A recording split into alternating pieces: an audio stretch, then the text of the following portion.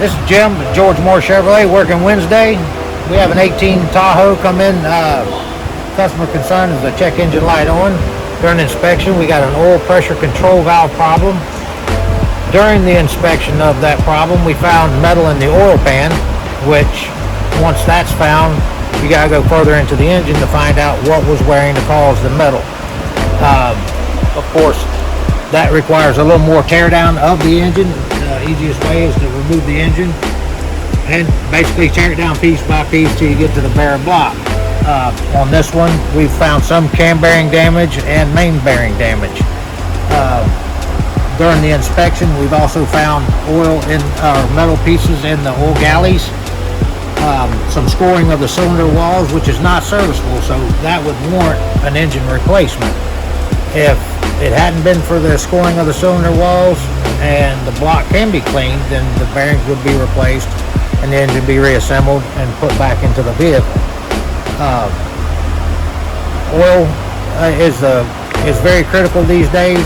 All these clearances are so tight that, you know, if you go too long on your oil, you get fine particles of carbon and other things burning fossil fuels. So they start sticking valves and actuators and solenoids, and it causes other things to stall. When that happens, we start creating a lot of heat, which causes a lot of damage. So you want to make sure that when you operate your vehicle, pay attention to the noises, your gauges, and change your oil at about 20% to 25% oil life. That way you don't risk the chance of running your oil down to where there's no lubrication properties to it.